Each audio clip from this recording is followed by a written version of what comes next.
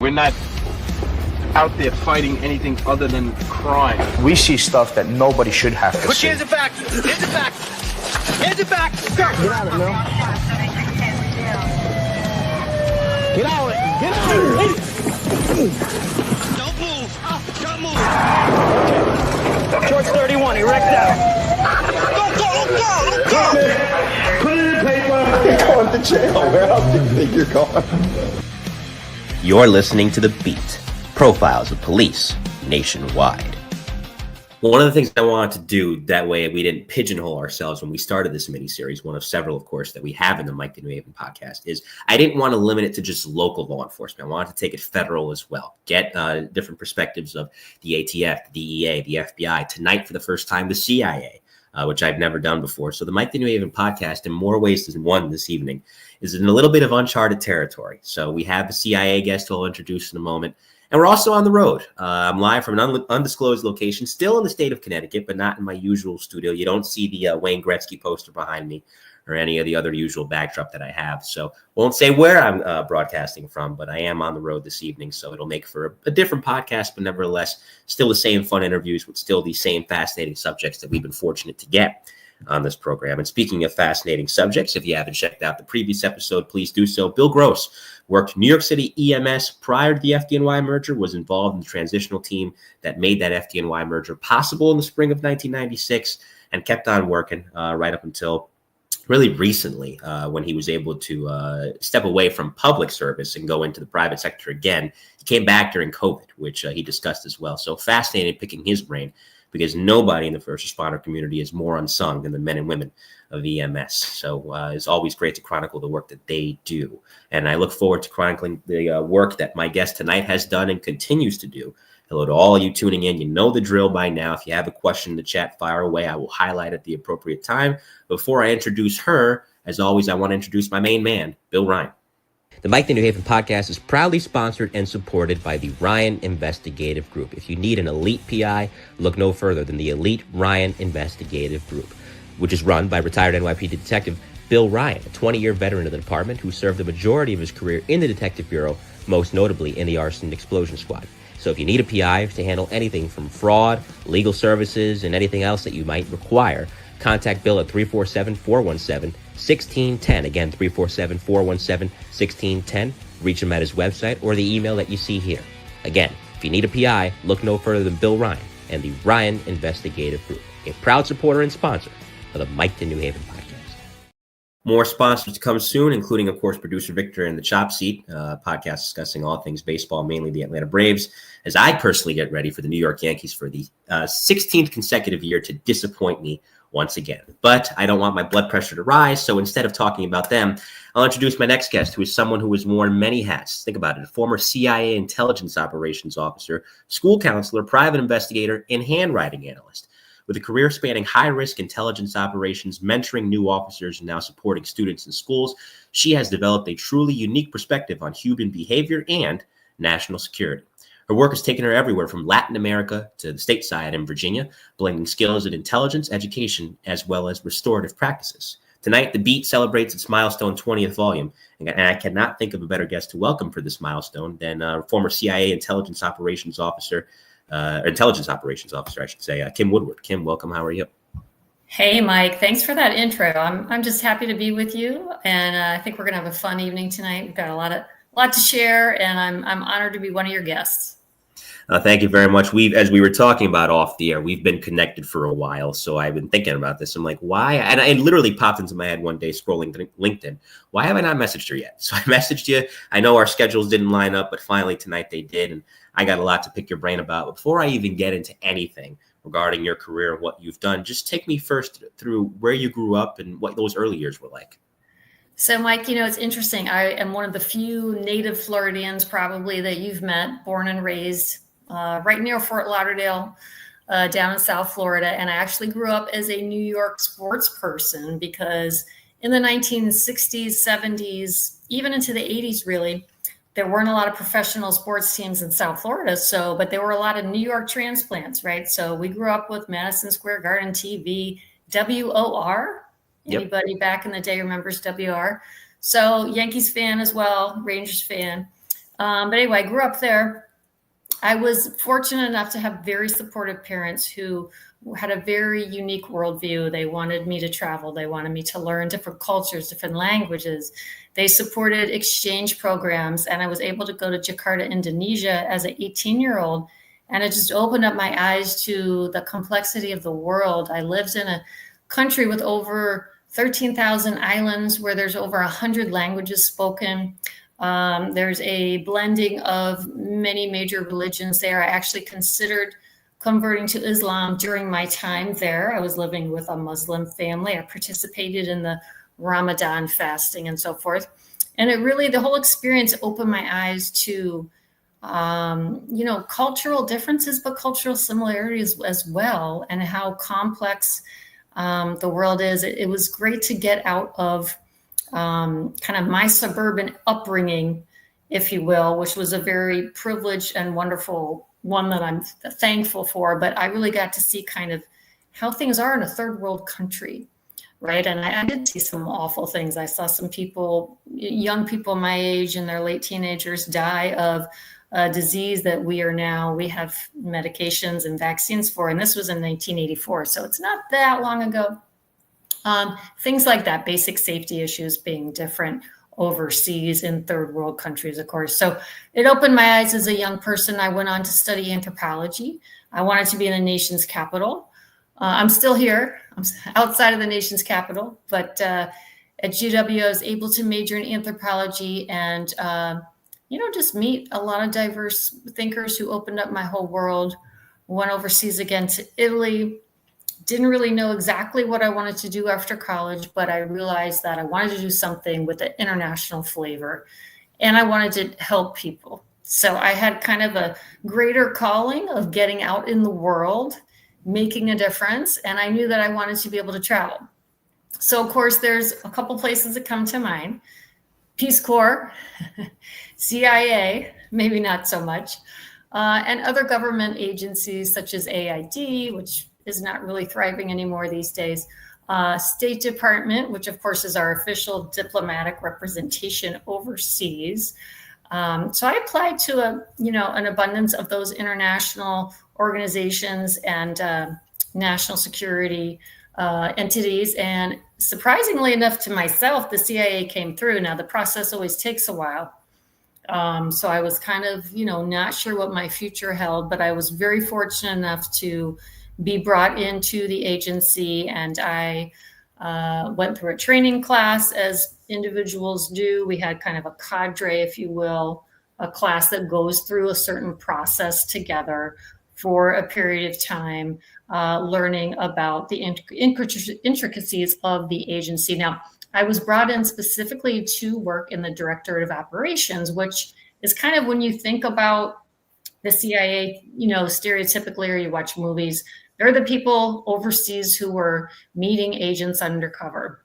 And so I was able to do that specifically for the purpose of gaining useful intelligence for our US policymakers, right? People in National Security Council, the president, right? Whoever's making the big decisions.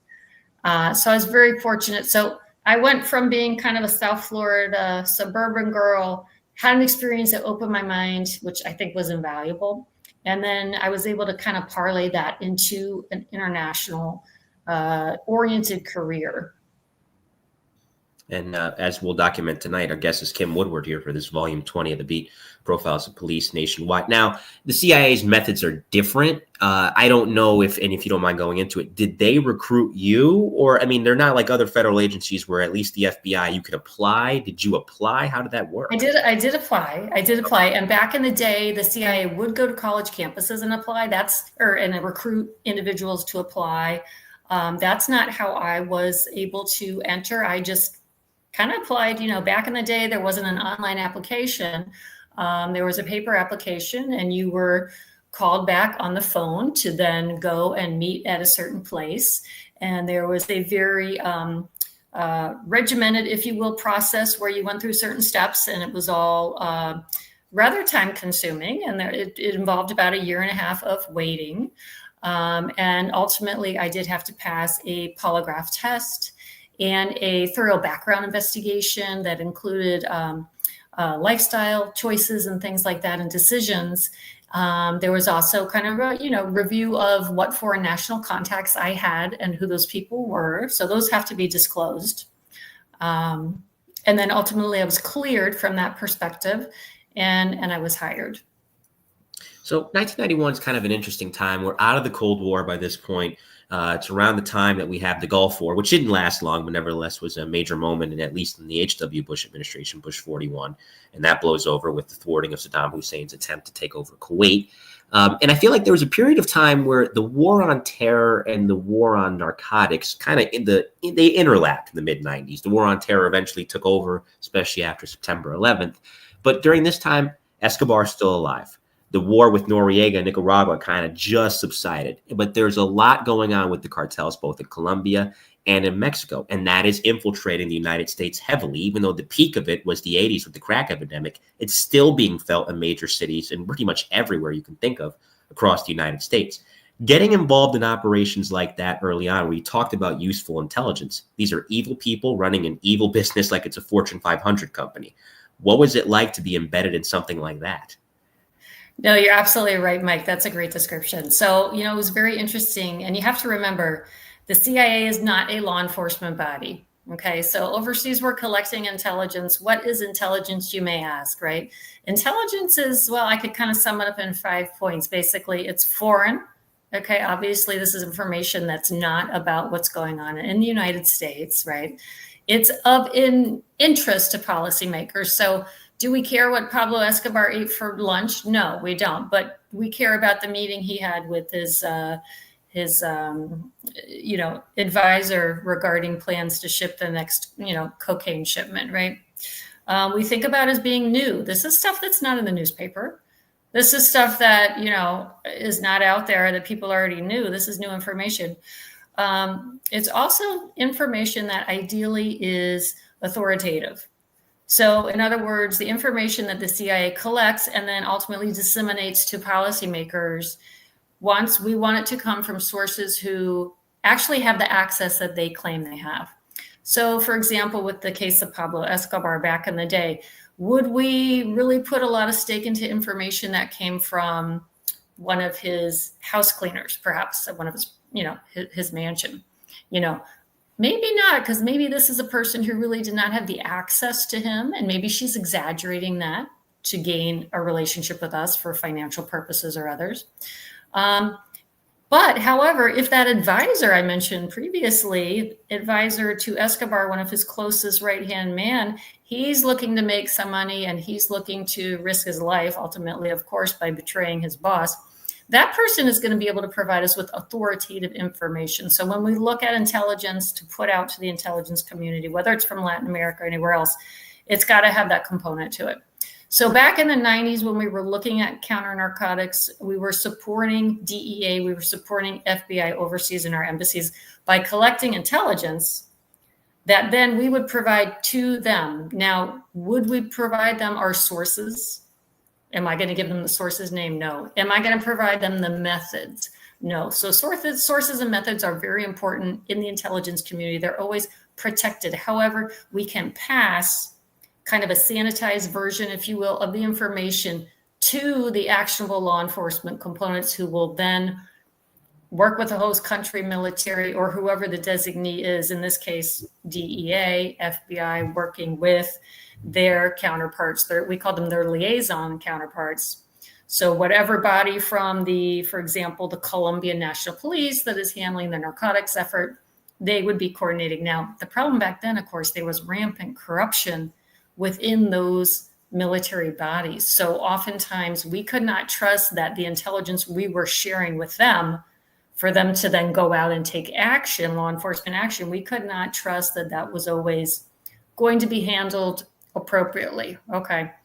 Money, greed, you name it, right? The problem with the 90s was that a lot of the people who were supposed to be protecting and going after the bad guys, right? The Pablo Escobars, the Ochoa brothers, whoever we're talking about, they were corrupt. So that's the obstacle, the barrier that the U.S. government kept just running up against was that.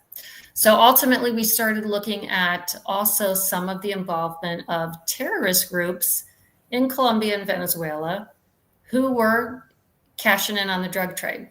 When I say terrorist groups, these are not international terrorist groups in the sense that they were plotting like Al-Qaeda to conduct operations in other countries around the world. These were terrorist groups as defined by the host government because they were basically insurgents. They were left over from previous wars, and they were basically kind of looking for a return to a more socialist type of, a plot of land for each person, et cetera. So they were fighting and staging just a very staged in the 90s, planned terrorist attacks against government targets of basically opportunity. Well, guess what? A target of opportunity for them was also to cash in on the drug trade. So they had these established networks going on already in place from their insurgent efforts, and they cashed in on the drug trade then as well. So we had an overlapping, especially along the border, La Frontera, with Colombia and Venezuela, where we were monitoring a lot of that activity. And it became, like you said, 9/11 happened, and our priorities completely got shifted away from counter narcotics. Rightly so, given what happened on 9/11. Of course, and we'll talk about that a little bit as well. Pardon the glare. The sun's going down here in Connecticut, so that's why I look the way I do, like Harvey Dent from Batman, Two-Faced right now. One side of me is bright, the other not so much. I'll move back and make that a little bit better. But no, I mean, before we even get deeper into that, to your point about the corruption, it's funny you mentioned that, because for those of you that have ever seen the movie The Departed, it was like a real-life version of that. There's a mole in the organization at one end, there's a mole on the other. You have to figure out who's who, and it's a constant cat-and-mouse game. And not to mention Pablo Escobar's Plato Plomo policy, where he would go up to these people who didn't necessarily want to go down the road of corruption, but the threat was obvious. Either you work for me or I'll kill you. And back then it was not out of the question. Not only would he kill them, he'd kill that person's family. Absolutely. So, what are you going to do? What are most people going to do, right? If your family's involved. Yeah. It's a brutal thing to be a pawn of, but that was the case. Nevertheless, I did want to dive into this as well before I continue with this 10-year chapter of your life. This was David Cohen, CIA. David Cohen, of course, for those of you who are alumni of the NYPD, you know how much of an impact he had on the NYPD. And he ran the Counterterrorism Bureau of the New York City Police Department, a lot like he ran the CIA. I had forgotten about that, Mike. Thank you for that reminder. Yeah, I was there under David Cohen, and I remember everybody being excited about just the New York energy they brought into the agency, and how it was kind of a different type of leader. So he was in charge of the counterterrorism in New York City. That's right. Yep. That, of course, he took over in 2002. But getting back into the mid-90s, of course, you're not undercover from the standpoint of doing these operations yourself. I mean, obviously, it's a wide-ranging network, but you got to gain trust. And you're operating in foreign land where, even if it isn't Latin America, anywhere in the world where you are not from that country, you're automatically at a disadvantage. You have to assimilate to them, and you have to operate discreetly with a capital D, lest they find you, lest they threaten you, lest they kill you. And you never know how far these people are willing to go to protect the empire they're running, whether it be drugs, terrorism, or otherwise. So just tell me about being able to gain trust where naturally, it doesn't matter what country you're in, people just don't trust the government. Well, Mike, overseas, whenever we were on our way to meet an agent, we would definitely, have to be on our toes in terms of doing counter surveillance and, checking, is somebody following me? Okay, so sometimes that would involve leaving the embassy or leaving your apartment an hour and a half ahead of the time of meeting the agent, so that you had ample opportunity to make an abundance of turns, maybe use several varieties of transportation, getting on the metro, for instance, in Caracas or Bogota, right? Getting off the metro, stopping in and purchasing a magazine or a coffee, right? And checking and noticing who is perhaps still following you, because you did not want to get burned. Because To everyone else, you were an embassy employee who was there working out of the embassy, just like the other political counselors, perhaps the FBI agents, the DEA, the folks in the consular office who granted visas and so forth. So it was kind of a guessing game to the local nationals who worked in the embassy, because if you are in an embassy overseas, there's a fair number of locals who are there employed to support the embassy, whether it's the embassy guards, they're working in the cafeteria, they're working in cleaning and so forth, and some of the administrative positions anyway, as well.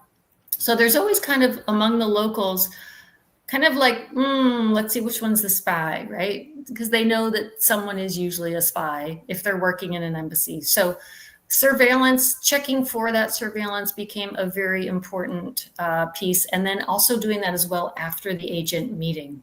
Also, when you are looking to meet with a person clandestinely, and they need their cover protected as well, because if people see them meeting with you, there are going to be questions to ask. Now, I had a little more cover being a female, I will be honest, right? Because there's all kinds of things that can go through people's minds, right? When they see, if it's a male agent that I'm meeting with, at the time I was a young female. So you have a little bit more cover for action, if you will, that looks natural. A couple strolling, a man and a woman strolling, may look fairly natural. And if I'm passing you papers, that could just be, well, here, honey, this is a newspaper or whatever. So we had a little more cover for action being a female.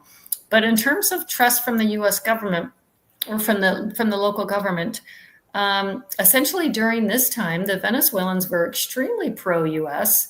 They wanted to work with us. We had many, many Venezuelans who had moved to the States, living in Miami, who are still there at the time. This was prior to the re-election, if you will, of Hugo Chavez, who had attempted an overthrow to overthrow the government military coup. And then he was actually elected to be really a brutal dictator, is what he became to be. And that was in 1998. And this was following decades really of economic prosperity for the country through their oil. But unfortunately, of course, like so many third world countries, there were only a certain group of people who were benefiting from that economic prosperity. So of course, there were the haves and the have-nots. And the haves had homes in Miami, and they had plantations, and they had access to travel and fancy vacations and nice cars and so forth. So the election of Chavez in 1998 was really, the impoverished people kind of speaking out, feeling that no one was there to help them. But however, Chavez just ended up stealing from the country as well. And then what we see, he stayed in power for a long time. The COVID pandemic worsened things so horrifically, really, in the 2020, because they did not have access to the medication or vaccines. Poverty increased. There were many deaths, and crime, of course, increased at the same time that the political instability increased. So we had kind of going from Chavez as a military dictator to having really increase in poverty, increase in disease, and increase in crime. So to the point of Venezuela is really not a very safe country these days. And there's, I believe there's still a travel advisory regarding going there. And it's really a shame, because we used to have cruise ships would stop routinely. They'd be able to go into port. There was nice shopping. There were nice restaurants. Tourism, people would fly in and do some snorkeling and other opportunities off the coast. So we were very closely aligned in the 90s with Venezuela. They were very pro-US until Chavez came to power. And then the whole country since then has just really tragically gone down the tubes. And of course, we saw a lot of Venezuelans come to the US under temporary protected status, which has now been repealed. And I believe that's a Supreme Court fight right now. I've lost track of where things are, but it looks like we're at least trying to allow these TPS Venezuelans to continue their stay, TBD. Yeah. Did you find that in particular, of course, there was the actions in Venezuela and the allyship up until 1998. But as far as after Escobar went down in, I believe, 1993, Did you find, not the CIA is ever not going to have anything to do, there's a lot to do, and especially during that period in time, but there is a shift naturally. You're still keeping your eye on Colombia, but was there ever the mentality of, okay, down goes Escobar, he's out of the picture now, we know someone else will come up, but now that he's done, same thing with Noriega, Nicaragua, let's turn our attention elsewhere? Or was it more, no, let's keep an eye on this as things develop post-Escobar? No, I think the recognition by the U.S. government was that, and CIA, DEA, FBI, someone is going to just take in that back. Someone's going to fill those shoes. Someone's going to step into that vacuum. As long as the infrastructure is there, the buyers are there, the means are there. So it was never something where the U.S. government kind of took their eyes off the game. I think counter narcotics to this day, whether it's Latin America or even we were, looking very closely at Afghanistan and Pakistan back in the day for all the poppy production that came out of Southwest Asia as being problematic. And, it's always going to be an issue, especially why these economies tend to suffer. And when we look at what's happening in Central America, particularly with the rise in the criminal gangs, kind of stemming or being part of the drug trade to a certain extent. We have Trenta de Agua in Venezuela, MS-13 coming out of El Salvador. And we know that as long as that political instability and that criminal high level of basically, crime stats in El Salvador, you don't want to step foot in San Salvador. We have a lot of families, of course, who have moved here because of that reign of terror from the crime gangs and so forth. So there's always going to be, the drug element's always going to be part of that. And until we have political stability and more economic prosperity in these countries, it's going to continue to just be a plague on those cultures. And we know we're all interconnected now. Yeah, especially through social media and things of that sort. Yeah. One thing I did want to ask you about too is, much like it's not all good, it's not all bad either. I mean, the TV and the news doesn't always do a good job of portraying the situation. It isn't until you're actually in it that you understand the full nuance of it. You had some wonderful, as you disclosed earlier, international experiences early on, being in Jakarta, being in Italy, being able to travel abroad, which your parents encouraged you to do. So you had a lot of wonderful experiences that way. And I imagine even in the CIA, and I'd love it if you could talk a little bit about it here, the operations were serious, the matters were serious, and there was a lot of danger involved. But I imagine that for as intense as that was, it also yielded way to some really uplifting and fascinating experiences in the positive way. Oh, I think, I would recommend living abroad if anyone out there is thinking about it. I know so many people these days, we have so much more interconnectivity, and we have people living next to us who have come from other countries, and they make it look easy, right? They just fit into our culture, or they don't fit into our culture, but they make it work. They find jobs, they find employment, they find circles of friends, they find outlets. And let me tell you one thing though, don't let them fool you, because usually there's a struggle involved because they're torn between two places. And we should always remember that, right? Whether or not it's your family member that's come from another country and maybe you're first generation, there's always a struggle. There's always going to be that yearning for the home element and the attempt at assimilation. The assimilation always brings with it struggle, but it always brings with it, I think, broader perspective, right? So you can bring the great things from your culture and you can share those things. And hopefully you're living somewhere where it's really well received and people are interested and they want to celebrate all those differences and those new experiences. So I know for me, for instance, living in Indonesia was such an amazing experience because I was forced into a situation where I didn't know a word of the language. And I had to kind of attend a high school in Jakarta, not knowing any of the language. In fact, one of the classes I had was German. So they were teaching me German in Indonesian, which I didn't know. And I didn't know any German. So it was like I would leave and my head would be about to explode, right? So I actually learned a little German from there, though. But I did learn a lot of Indonesian. The best way to learn a language, anybody out there who's interested in learning a language, total immersion, right? Just put yourself into it. It beats Duolingo, beats Babbel. If you have the opportunity, just go for it. I think, nowadays we have such such amazing opportunities to just meet people from other cultures every step we take, right? Unless we're in a real, maybe small town, rural America. Most of our large cities are just such a melting pot of everyone from all over. And I think it's always wonderful to see, like a friend of mine brings me to the Puerto Rican festival that we have outside Washington, D.C. Or I've gone before. Also, we have a Dominican festival here. We have German Oktoberfest, right? It's now Oktoberfest, even though it's September, that's Oktoberfest time. So I think it's great just to be able to celebrate all those things. And for me, like some of the fun things, some of the fun stories, I would have to tell you that we were fortunate as embassy workers to have provided for us at extremely low cost, household help, if you will. So I had a maid, okay, which I'd never had before. And she was actually from Colombia. She was actually from the border area. And she would come to my house once a week and she would clean.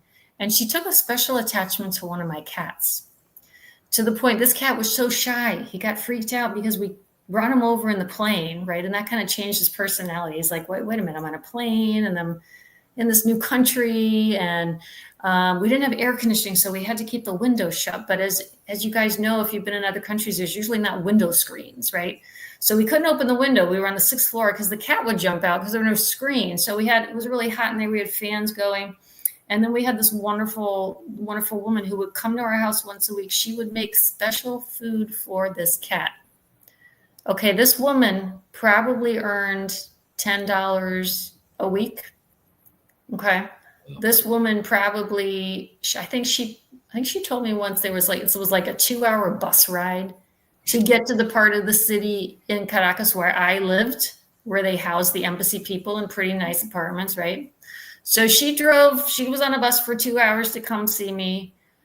She earned, I don't even know what. She had relatives that were sick, not access to medication, things like that. She would come, she would clean my house. She would make me arepas. If you're familiar with Colombian or Venezuelan, she would make me arepas. She would spend time playing with my cat and feeding from her hand my cat, my shy cat, who had freaked out from the transportation trauma getting overseas.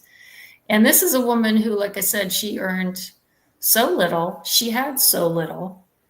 She always seemed very happy and just grateful for what she had. And so I always, sometimes we get going crazy with everything with life and it becomes complicated. And I think back to her and I think, wow, she took care of her family. She worked as hard as she had to, and she appreciated what came into her way, even a little cat.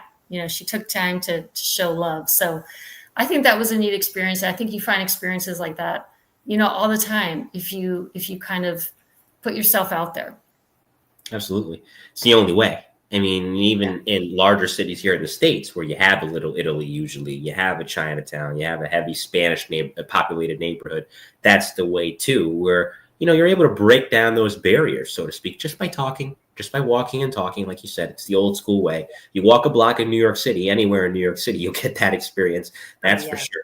And I'm sure that's something you've done plenty of time over. One thing I always like asking too, on segueing into something a little bit different, but still during covering your time with the CIA is, to my PD and FD friends that come on, and hello to you, Duty Ron, good to see you in the chat, my friend. Once they get a little bit of time on the job, I always like to ask them, hey, now that you're in a position where you have a little bit of seniority, but you're still smack dab in the middle of your career, tell me about the fact that now you're in a position where you can mentor. Now you're in the position where you can pass this information off the same way other people did to you when you were first coming in. So by 97, 98, 99, tell me about looking at your experiences. Okay, here's what worked, here's what didn't, and taking someone with that same bright-eyed, bushy-tailed enthusiasm you had in 91 and mentoring them and leading them down the right path. I think mentoring is so important. I think any person who has considered their career a success can point to at least one person who served as a mentor, and probably they couldn't have done it the same without that person. I think now that I'm an older adult, I have the lens of really being able to appreciate all the people who helped me get to where I was. And I want to say that back at that time, it took me a while to realize how important that was. Initially, it's interesting, and I don't know some of your law enforcement buddies will probably agree, but of course there's such the tough love at the beginning, right? Mm-hmm. Yeah, there's total tough love. Okay, so you have to step up to the plate. You got to really earn your dues. You got to, work to the grind to prove yourself. But then once you kind of have shown that you are ready to do the job, you're committed, you kind of passed that test of character, if you will, then I think people really open up their heart and they really just speak with honesty. And I think the number one thing that I would say would be speaking to people with honesty about, the downfalls, the pitfalls of the job. Especially for me working at CIA, you've got a lot of ethical dilemmas that you're looking at, right? You're looking at, okay, I'm asking this person to commit espionage, essentially, right? And give me information, which is an illegal act for them to do in their country. And I'm telling them that I can protect them, when in fact, I know that I really can't promise that. I really can't promise that.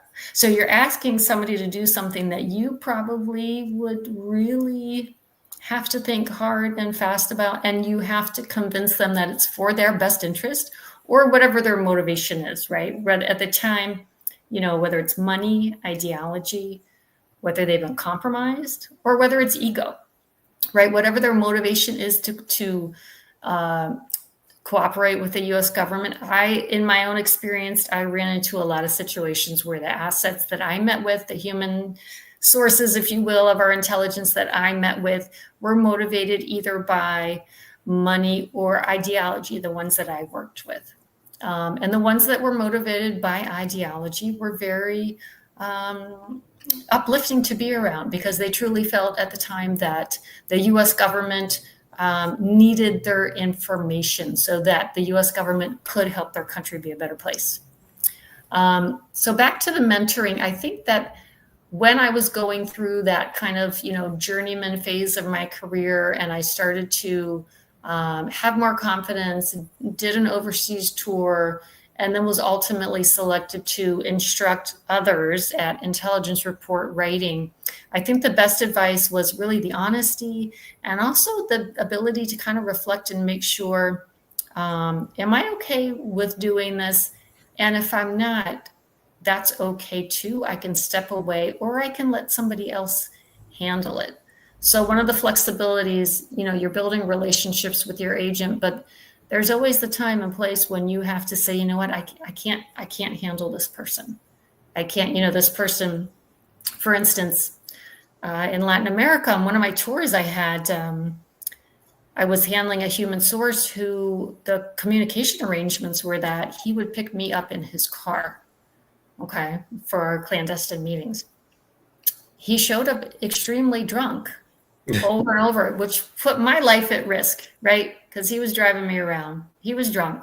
The driving there was crazy to begin with, all right? You think it's bad in New York. No, this was, lane lines are just suggestions, right? Stop signs are kind of, and that's how the third world is, right? Traffic is a whole different beast in the third world.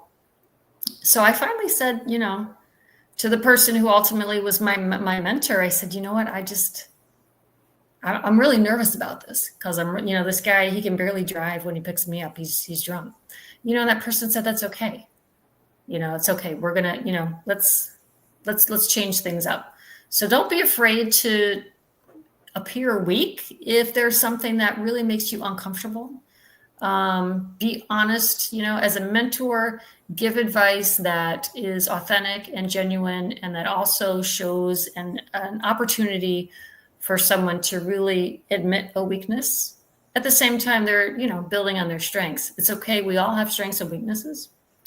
And just try to utilize your strengths to the best of your ability. And then somebody else, we're all part of a team. Somebody else can step in if you have a certain weakness in one area.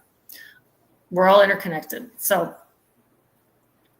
Of course, I think that's a good way to sum it up. And I mean, it goes back earlier to what you said too. I love what you mentioned regarding ideology, because you mentioned they're torn. They're torn between their original homeland, which despite its instabilities, whatever those instabilities may have consisted of, it's still their homeland. There's still an emotional attachment there. It's all they know versus what they know is right and what they know will ultimately lead to a better outcome, whatever that may consist of down the road. So, I think it is, and this is one of the things that, one of the reasons I should say I'm glad we're talking tonight. It highlights just the complexities of human nature, where when emotion and attachment specifically is involved, it makes decisions that on the surface may seem black and white that much more complicated. And I'll segue that into education, but just to kind of wrap up the CIA years, you made the decision to switch to a contractor role. As you mentioned off the air, around 2000, 2001, you're getting ready to welcome a little one. And 9/11 happens. And what happens with 9/11 is in terms of federal law enforcement, specifically rather, where interagency collaboration is being encouraged like never before because of what we learned in the aftermath. A lot of people are staying. A lot of people who maybe thought about leaving have opted to stay because of what has just occurred. And there's new opportunities because of this massive tragedy. Were you torn yourself at the time about, you know what, should I stay? Should I get involved in this counterterrorism fight? But I got a little one at home now. What was your 2001, 2002 like when you made the decision, you know what, let me walk away from this? Yeah, I was definitely torn, because when that happened, obviously the impact was just enormous on everyone. And the intelligence community, of course, just got,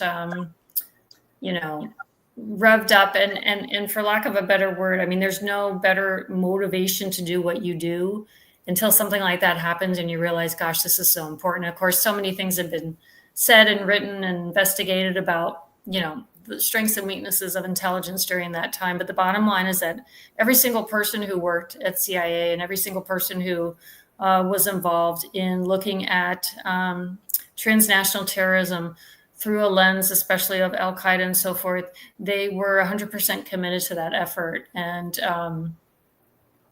I think, the men and women of the CIA, for whatever blame can be cast or whatever, I think everyone has done such a fantastic job at their mission.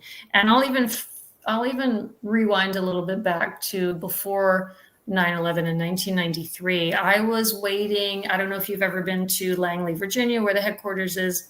There's a double turn lane that goes to the left turn to go into CIA headquarters that all employees go through to enter the compound.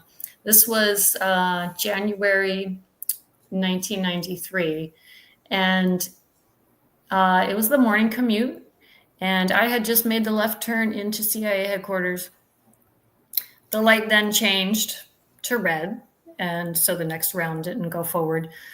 Those people stopped at the stoplight became victims to a murder. There were 2 individuals, CIA employees, who were murdered. Several other people were wounded, and that was done by a Pakistani foreign national, Amir Khanzi. He lived in nearby Reston, not maybe 15, 20 minutes from Langley, Virginia.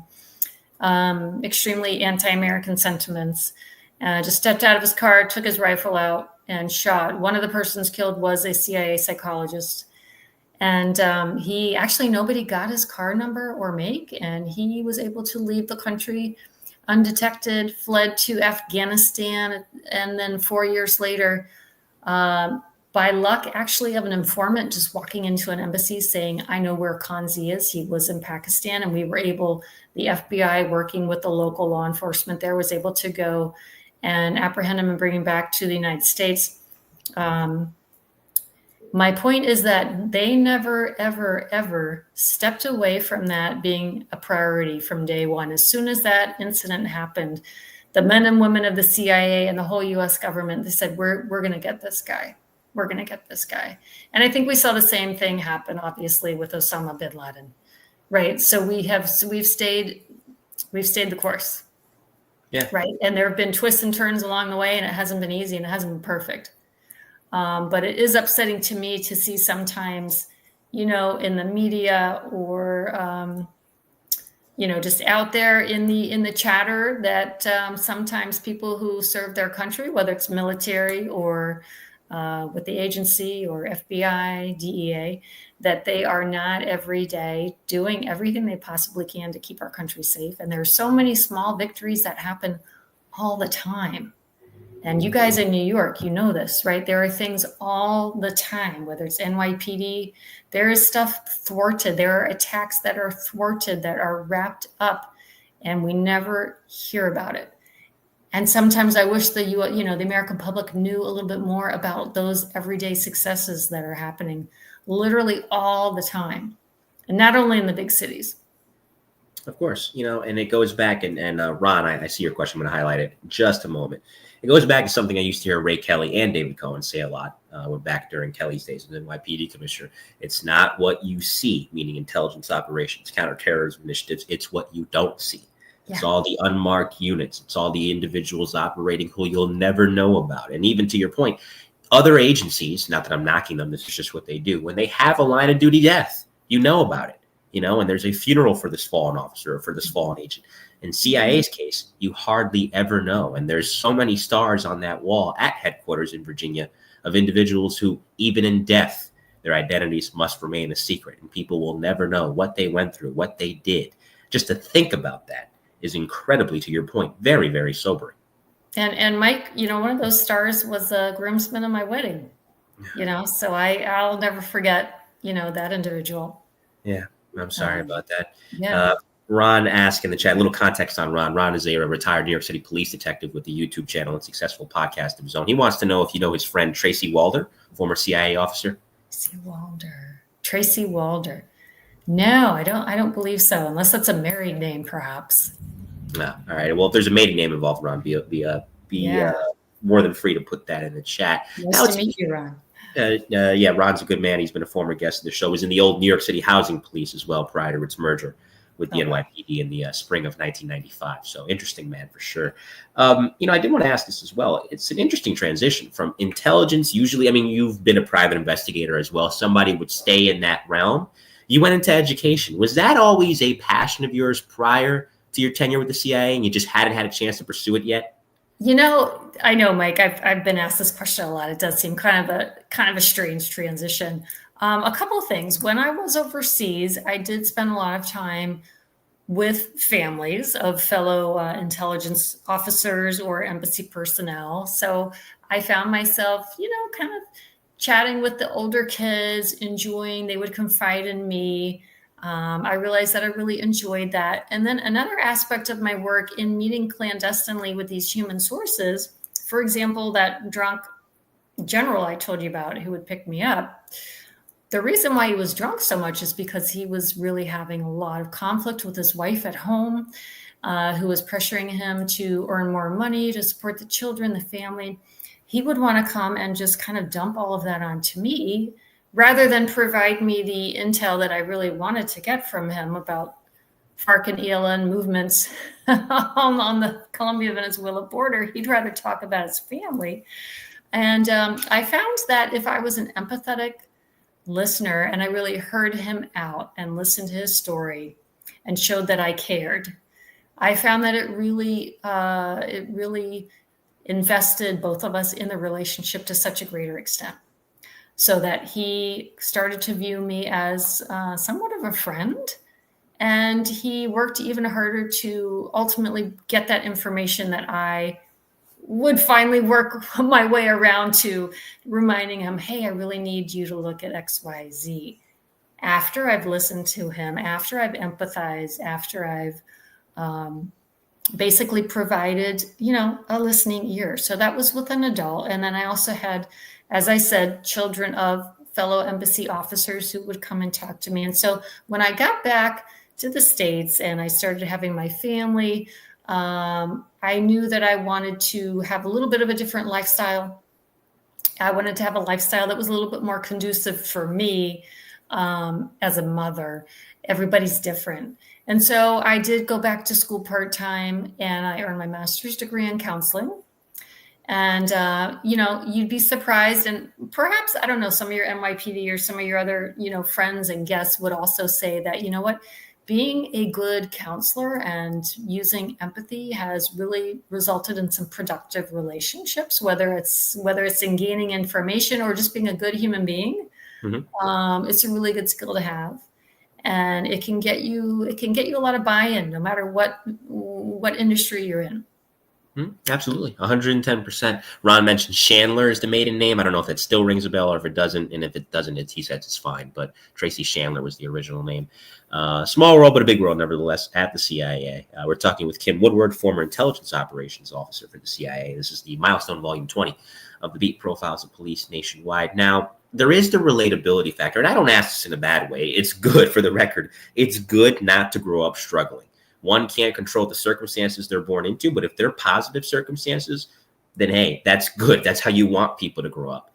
But in dealing with at-risk children, which I saw a lot of in my middle school years and dealt with it from the standpoint of, unfortunately, having not the best relationship with those kids at the time, our maturity levels not being the best as preteens and teens, it's difficult to relate to them when you haven't gone through certain aspects of what they've gone through. So breaking that barrier, when a lot of these kids are already hard-hearted and cynical as it is, gets that much harder. But then again, you've been around the block, and even without all the experience at the CIA, you'd seen a thing or two by that point in your life. Using your background, how are you able to soften them and be able to reach their hearts? I think making them the expert in their own lives is a great approach, So, explain to me, what does that look like? You feel really upset about your, the way your dad treated you, or you're upset with the teacher at school, right? What did that look like for you? If you could have a magic wand and you could fix that, if you could change your dad, right? What would that look like? What would he have said to you in that situation when you had that argument, right? So you're empowering them to be kind of the narrator of their experience to you, rather than you coming across as the expert, because I'm not the expert on their lives, right? I'm just listening. Sure. So I'm giving them the authority. I'm giving them the power. And I'm empowering them to be able to explain to me what that felt like or what that looked like. And then I'm also giving them the power to kind of then sit back and say, well, if you had to do that again, if you had to have that conversation with your dad again, how would you have wanted it to go? Right? So we're never casting value judgments. We're not critiquing. Right? We're not giving positive and negative feedback. We're just more helping them frame their lives in ways that they can see things for themselves. And, with preteens, that's tough, right? Their frontal lobe's not developed yet fully, right? So it's really hard for them. But kids will sit back and they'll reflect and they'll say, maybe next time I wouldn't have run out of the house. It's reasoning. Rethinking. Yeah, it's critical thinking, and Yeah. it's important to establish that, because ultimately, I didn't understand this because when you're going through bullying, it's incredibly frustrating because, you don't feel like people understand you. And there was something that used to drive me nuts, but the older I get, the more I do understand it. When my mother, trying to kind of calm me down from a particularly bad day, would say, well, for them, it's just a cry for help. To which my rebuttal to that would be, well, it's a pretty crappy cry for help. But the older that I get, the more I see, well, in some senses it is. Not that it makes the behavior correct, not that it makes the actions correct. I am not in any way endorsing it as someone that went through it and had an awful time of it. But then you peel back the onion, so to speak. You look behind the curtain. And I love what you said, because they don't have control over their own lives. You go to their houses, and it's a very sad set of circumstances. They've been born into a situation they didn't ask to be born into. So by making them the expert, I feel like it's giving them the power they never truly had. And maybe that's the reason that they were able to relate to you so well. Yeah, it's very possible that, people who become bullies, right? Children in middle school, late elementary school, high school, they don't have that person who really feels, is there for them and is a stable, loving presence. And that's a sad thing, right? For a child, obviously. And I think that power element as well, there's always that feeling of inadequacy that many bullies have for whatever reason it is, right? That they are then in some ways projecting on others sometimes, right? I see a lot in my work now. I see bullying that happens oftentimes because of actually some of it kind of mimics some behavior they see at home, is what I'm seeing currently. And it's very interesting. We were mentioning a little bit off camera before we started speaking about the use of a lot of profane language, right? And I'm seeing an increase in younger children name calling as part of bullying, calling another child some really gross, obscene names that, they shouldn't be doing. And it's coming from home. It's coming from, a lot of media sources, social media, et cetera, et cetera. But it's becoming more mainstream in our culture. So there's been an uptick in that, which is unfortunate. But I think a lot of the bullying does come from something missing inside that person. And so being able to either ignore or being an upstander in the sense of saying, hey, stop it. I don't like that. Is there something you want to tell me? What is the root? What is this really about? Yeah. Did I do something that bothered you? Please tell me. Again, we get back to honesty, but kids, we said their brains are still developing. So a certain amount of, conflict is normal. That's how kids learn to get along. And I think a big thing that I teach that's really important is conflict resolution and problem solving. I think when we look at the increase in school shootings and so forth, a lot of suffering has come about by a lack of problem solving and conflict resolution, and no one really being able to be there and understand the type of grievances or the type of suffering these individuals are going through. And I don't mean to put this together saying that there's school shooters and bullying and so forth, but I'm just saying people have to be heard, they have to be understood, and they have to be able to have adults who are going to help them resolve their conflicts. Right. And even if it doesn't resort to that level of violence, even if it just resorts into, not a good old fashioned, this is not what's supposed to happen in schools, but a fist fight of some sort. How did we get here? That's the common question. Rather be a fist fight, rather be a fight outside of school, rather be, unfortunately, the extreme case of a stabbing at school or a shooting at school. How did we get here? The common theme is what you just mentioned. Nobody ever sat down and mended fences. And boy, especially when the frontal lobe is not developed, and even a little bit into early adulthood, in early 20s and so on and so forth, can grudges manifest, and can they spill over in the worst of ways if that is not done? Absolutely. And the problem we run into, and it's tough because of course kids are going to be told by their parents, to a certain extent, you got to defend yourself. Yeah. Don't let them hit you. You got to fight. You got to fight back. Well, okay, look, I understand that, but there are ways we can empower and strengthen children by teaching them other skills besides punching back or hitting back that in the long run is going to make everybody safer and is going to also keep that one kid out of trouble, because we all know that, okay, if you retaliate, you're going to get caught too. You're usually the one that gets caught first. Sometimes you're the only one that gets caught, right? Happened to me. Yeah. So if we can teach people, alternatives to bullying in terms of we don't have to fight back, and it doesn't mean you're a wuss or you're weak if you don't punch, if you just walk away, or if you say something funny or unexpected, or you distract the person from what's going on, whatever has them so heated. There's a lot of different strategies that can be applied, but parents need to be on the same page with that. Yeah. So that's tricky. No, it is. And I tell you, it was night and day for me. Then again, there's a maturity factor too. From middle school, I did homeschool for high school for a couple of years, just to kind of recalibrate. And then I went back into the public education field for college. In college, my main strategy that has served me well to this day, see the toughest guys, see the guys that look the scariest, make them laugh. You make them laugh. Turns out you can make wonderful friendships that way. You talk about the ball game last night. That's usually an icebreaker too. And those guys, 9 times out of 10, they will have your back, and that's beautiful. I love that. It's a good strategy, so they usually say one of the things that my guys at the firehouse kid me with is go to the toughest guy and punch him in the face. No, make them laugh. Make them laugh. It works. It really does. It really does work. It really Even, does. having an argument with your better half, mm-hmm. That works too, right? Yeah. Spouse, or your sibling. My sister, sibling. she can relate. I throw in a SpongeBob reference in there, and it immediately alleviates the tension, as she can relate to having happened many a time over. So going back again, there's so many things that have come full circle in our conversation to this point. I love what you mentioned earlier about your international experiences, because you taught Spanish. Now, you wouldn't think of someone with the name Kim Woodward teaching Spanish, but there you were doing that. So tell me about that experience. I loved teaching Spanish, Mike. So I learned Spanish to go on my assignment with CIA. I had studied Latin, Indonesian, German in college.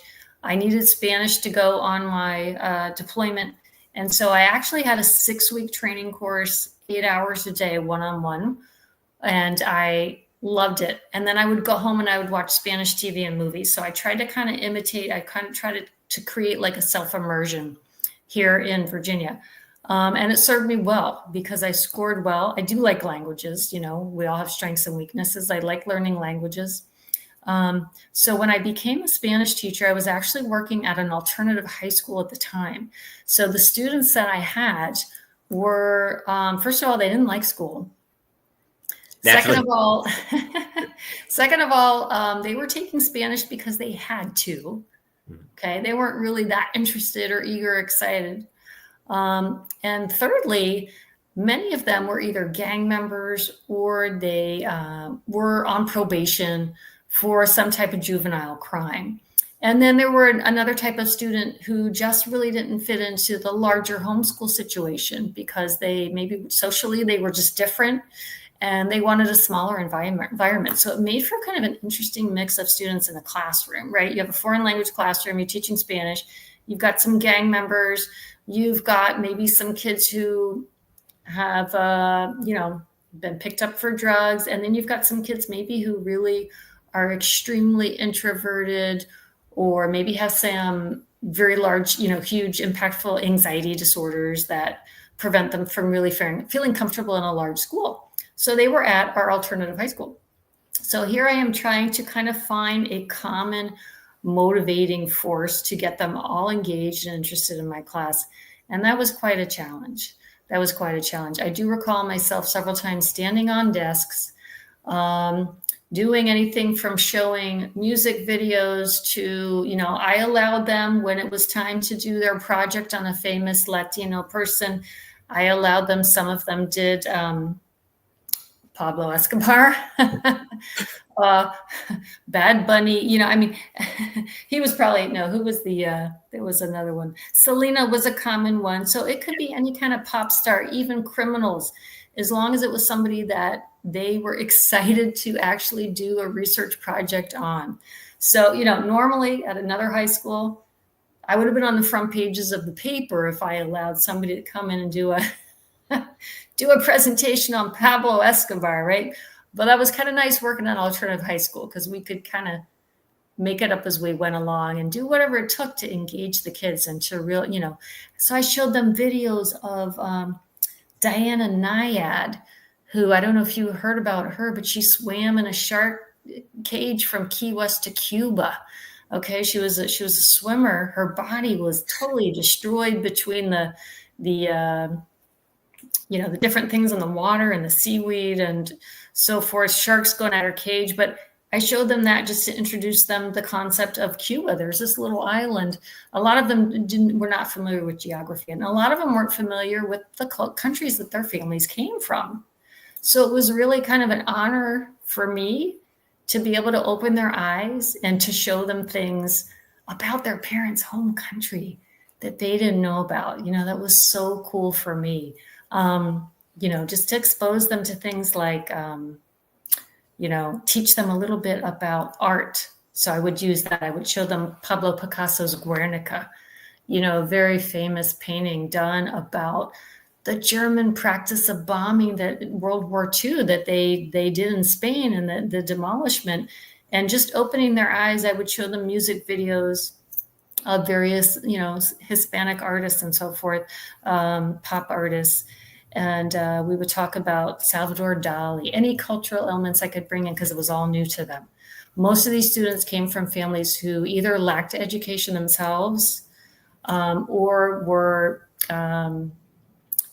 had been educated but were not really able to step up to their parental role in terms of exposing their children to new experiences and the world around them. So that was, of all the jobs I've had, Mike, that was probably the one that I felt the most passionate about. Maybe you can hear it in my voice. I can, and I love it because, again, we need educators like this. There are educators that get jaded, that get cynical, that, just want to be done with the day. But to hear you so invested in it, especially considering the life experiences that you've had and that this is the thing that you were most passionate about, I think it speaks to a lot of the great educators that we do have out there across the country, across the world, that genuinely care about these kids and are as invested in them, if they're lucky enough to have good parents, as their own parents are, or their own grandparents are, whoever it is out there that cares for them. So in line with that, I mean, by the way, before I continue, if I was in your class as a baseball fan and as a wrestling fan as a kid, you either would have gotten a presentation on Sammy Sosa or Eddie Guerrero. No in between.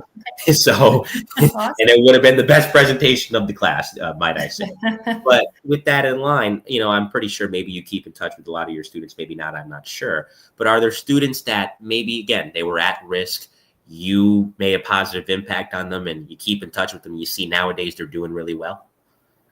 I do have some. I mean, I have stories on both sides, I actually had a student who came to our school. She had just moved over from Cameroon. She was not in my Spanish class, but she was, at the time, I was also a counselor at this school in addition to teaching Spanish. And when she came over, she was already 17 years old, and they told her, you know what, you don't have time to get all your credits to graduate from a U.S. high school. Now, back in her home country, she was on track to be a petrochemical engineer. She came here because of her parents' decision to emigrate to the United States, right? No decision of her own. And we told her, well, you got to get your GED, right? So she studied for a GED. She passed her GED. She was distraught, right? Because she thought that she would be able to easily access college in this country and go on to, get her master's and be an actual petrochemical engineer, because in her home country, it was an easier path. Mm-hmm. It was a more direct path. They kind of had maybe a tracking system, if you will, where they identified the best and the brightest earlier on. And then they kind of channeled them in her case, a STEM direction, right? Because that was her interest. So she would have been the best and the brightest had she stayed in her home country. She comes here and has to take an alternative path, right, to graduate from high school. So she gets her GED. She then really has no financing options open to her to even, to participate in community college as a first step, and then perhaps to go on to greater, more advanced degrees in her field. So she actually went and she joined the military. And she's traveled all around, and she has a family, and she's a pretty high ranking, I don't remember specifically her job title, but she has been able to use her skills in the military and is quite successful and happy. So it's really neat to see, because she had a rough start and she felt like coming here that she was disadvantaged just because of her age and the time that she arrived here. Now, I had some students who I had in Spanish class who things didn't work out so well. I had quite a few students who have committed pretty violent crimes and went on to be sent down to the state penitentiary as juveniles and then as adults as well. So that was really rough to see. It was really rough to see. We have, I don't know if you'd be surprised, you guys are up in the New York City area, but in Northern Virginia, outside of Washington, D.C., we have a pretty significant gang presence. And so with a lot of our kids coming here from El Salvador, Honduras, Guatemala, their parents, of course, made the choice to make the rough journey and sacrifice a lot to get their kids out of that criminal environment and out of that gang environment where they were being groomed or basically forced into working with the gangs. They made the decision, the parents did, to bring them up here for their safety. And the awful irony and the awful tragedy is that in many cases, the kids, despite their parents' best interest, they just got dragged into gang activity here in Northern Virginia, despite the goal was to escape that in their home country. Right. So that's been really hard to see. Yeah, I can imagine. And that there's too many stories like that across the board. That was a big problem in Long Island up until a number of years ago with MS-13, which you mentioned earlier, and other gangs infiltrating the area, that there's such a pull. And sometimes when you have immigrant parents, I've noticed a lot of this too. They're working hard because they're trying to make headway here in the States. They're not home. Doesn't make them bad people. They're trying to do the right thing to provide for their family. When you're not supervising your kid, you don't have as good a grip on the household while you're out working. And kids, unfortunately, can sometimes be too smart for their own good and can be sneaky with that. And when that factors in and there's nobody to pull the reins back, it can lead to disastrous consequences across the board. And that's one of the ways they get sucked into bad lifestyles, making bad choices. And sometimes you get them back before it's too late. Sometimes you don't. I had one student, Mike, I'll never forget. He's from Guatemala. He came over. He was 17 going on 18. So he was still, of compulsory education age here in the States. And he really had very little English. And I was working with him, teaching him Spanish because he also was pretty much, not able to write or spell in Spanish. He was basically not literate. He had not attended many years of school in his home country of Guatemala.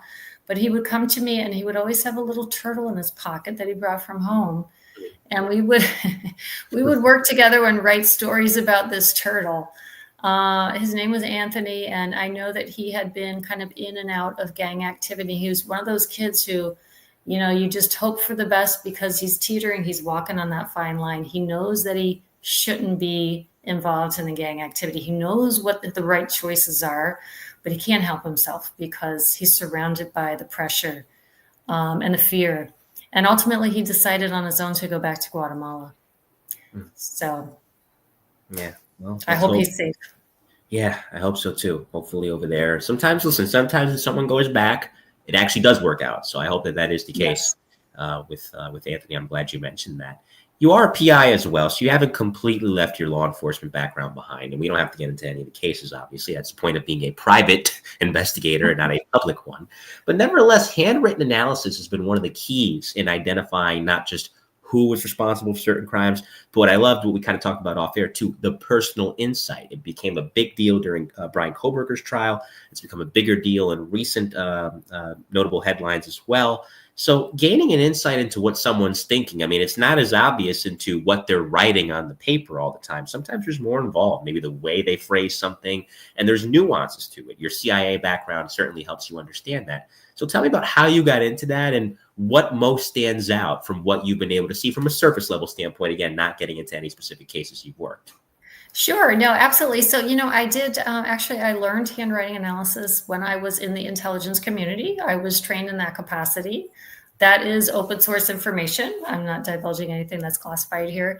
It's been used by intelligence agencies, law enforcement agencies, of course, for a long time now. The CIA would use it to assist in psychological profiling, targeting individuals who, like I said, we're trying to convince them to work for the U.S. government. So what is their motivation? What things are important to them? Handwriting analysis can actually reveal some very interesting things about people. It's not magic. And if you go to AI and you look up handwriting analysis, there's going to be all kinds of things flying out at you. Let it just be said that it's been used by the intelligence community and is still used in law enforcement. I have privately worked on several kidnapping, threat letter cases and so forth.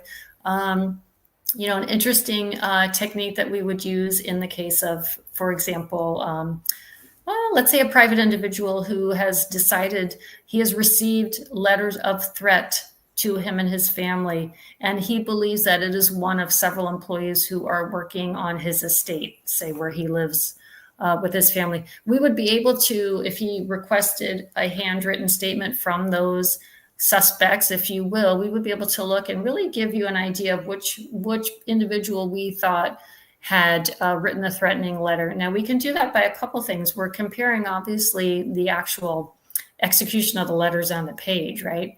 A forensic document analysis. In other words, are these letters formed in the same way as they're formed in the threatening letter? But we can also look at it from a behavioral perspective, because oftentimes when people are not being forthcoming, there will be hesitation in their writing. So there's a lot of different perspectives we look at. When we look at handwriting analysis, it's a little bit different than document analysis. When I mean document examination, document analysis, I'm referring to more of a legal aspect where we're looking at forgery, we're looking at fraud, we're looking at even anonymous writing. It goes back in time, early in the 20th century, as a matter of fact. There were very famous cases solved or assisted by document examiners, handwriting analysts. For example, in the Lindbergh baby kidnapping, I don't know if we're going back to 1937, way back in the day when the famous aviator Charles Lindbergh, his small infant, was kidnapped from their home, and the case was solved in part by handwriting analysis. Fast forward a few decades and we get to the Hitler diaries. Those multiple huge volume of diaries supposedly written by Adolf Hitler were found to be obvious forgeries, and those were solved by handwriting analysts. Now, there's that application, but then there's also what we can also call graphology. And what I have been doing a lot of lately, I've been doing more graphology, which is let's look at a person's character through their handwriting. Just the other night, I did an event for a young professionals club that involved me providing them with kind of like a snapshot handwriting analysis in a very short period of time, which typically I don't really like to do because it's actually very involved and intense. But this was more like, okay, can you tell me some basic things? And can you also tell me some compatibility issues that come up in the handwriting? Because I had many husbands and wives or girlfriends and boyfriends that were part of this club that would come and say, hey, what do you guys think about as a pair? And I'd be able to look at the handwriting and say, well, you guys are pretty compatible on these points, but you might have difficulty in the future with these other points. So you'd be surprising that handwriting is really like body language on paper. Okay, if you think about it that way, or if you think about it as brain writing. Okay. Now we know through research that's been conducted over several centuries that people who lose their writing limbs, I'm right-handed. Say there's a terrible accident, I lose my right hand. I start writing with my left hand. Eventually, I'm going to develop the exactly same writing style that I had when I was writing with my right hand. It even works. They've even shown that with people who have learned to write with their toes. They will eventually have the same handwriting, which is hard to believe, the dexterity. The reason is because it's brain writing. It's not completely just the movement of our hand, but it's the signals, of course, from our brain that's directing our motor reflexes and our motor control, fine motor skills to the writing instrument. So a lot of studies have been done that show that handwriting is not only kind of an insight, a behavioral look into a person's character, the same way as maybe we look at body language and word choice and things like that. It's also very beneficial in many ways. Starting off with children, we talked about my job as a counselor. Right. With children, studies have shown that kids have a higher level of self-esteem and personality kind of development when they start writing cursive. Now, here in Loudoun County, Virginia, we have returned to mandatory cursive instruction starting in second grade based on that research. And in fact, I believe it's now 37 of 50 states in the US have reinstated cursive as part of the curriculum. Why? Because we have research showing that it helps. And think about your typical second grade classroom, right? The teacher's got a paper with no name on it, right? Holds it up. Hey, whose paper is this? No name on it. The kids will look and they'll see the writing and they'll say, oh, that's Johnny's paper. How do they know that's Johnny's paper? How do you know that letter you get in the mail is from your aunt? Right? You recognize the writing, right?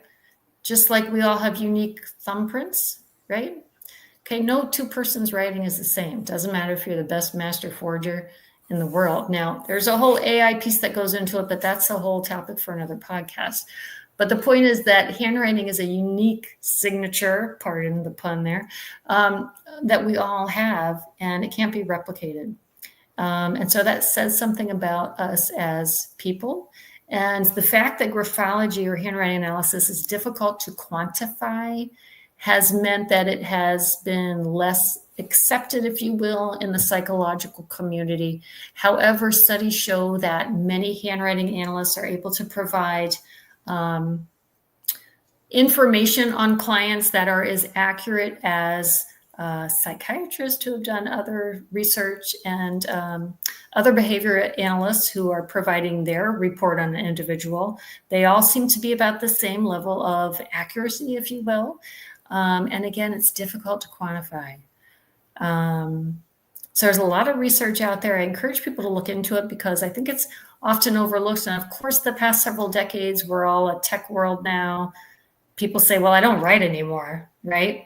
Yeah. So you'll be surprised, though, if you're having a tough day, and I'd encourage people to do that, sit down and just start writing and figure out what's making you feel better as you write. And I do this all the time. Sometimes I'll look at my writing and I'll say, oh my gosh, what's going on with me today? And I'll make a concerted effort to make my writing maybe a little bit more pressure or a little bit more forcefulness. And I'll actually kind of feel the energy increasing in myself. So, we started out by saying the world is connected.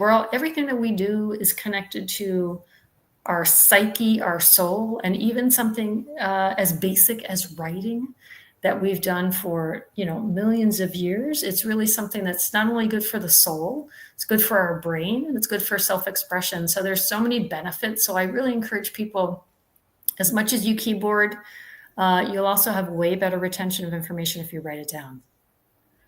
I agree. As someone that's done a lot of as someone who's done a lot of writing myself over the years, that is something that I've always found to be very cathartic and very therapeutic, and something I plan to continue to do. So, you and I are definitely in lockstep on that point. And even just one of the things you were mentioning earlier, originally in the 90s, the Unabomber, Ted Kaczynski, was able to be identified and traced down because of his brother record. Oh, that's my brother. Absolutely. So that's what led to the capture. So in extreme senses and in more common senses, again, it's really wonderful how much insight you can gain into the psyche of the human mind through someone's writing, rather it be keyboarding or rather it be natural written word via pen and paper or pencil and paper.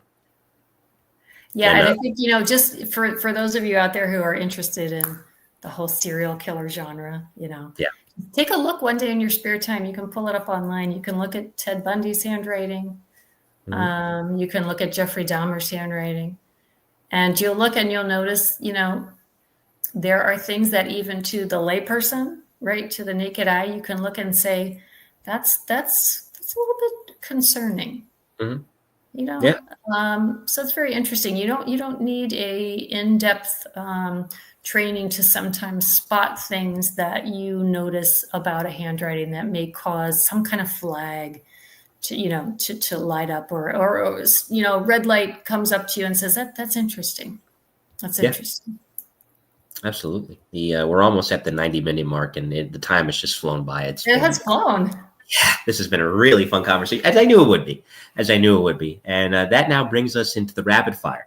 5 hit and run questions from me, 5 hit and run answers from you. Of course, you can say pass if you want. Oh, do we still have you there? Your connection froze up there for a second. Can you still hear me, Kim? Oh, looks like we lost Kim there for a second. We'll get Kim back in a moment. So unfortunately, this brings a early conclusion to tonight's episode. Again, technical difficulties, but we got most of the conversation and we just missed the rapid fire. I'll get in touch with Kim and I'll thank her very much for her appearance. She did a great job and I really enjoyed our conversation with her. So Kim, if you see this, thank you. You did a wonderful job. And we'll ask you the rapid fire some other time. But thank you very much for what you contributed tonight, my friend. I'm really glad that we got the chance to talk. Producer Victor on the ones and twos, as always, doing a great job and filling in and bantering with me while we work that problem out. So you know who's coming up Friday. I already mentioned it. You know who should be coming up Monday. I already mentioned that. For those of you listening on the audio side, from their 1989 album Sonic Temple, it's British legends The Cult coming your way with Firewoman. So enjoy that for those of you listening on the audio side. Well, she just messaged. She couldn't get back on, but that's okay. So we'll try that some other time. No problem there. Again, enjoy your evening, folks. On behalf of Kim Woodward and producer Victor, this has been Volume 20, the milestone Volume 20 of the Beat Profiles of Police Nationwide. And we will see you next time. Take care, everyone. See you Friday.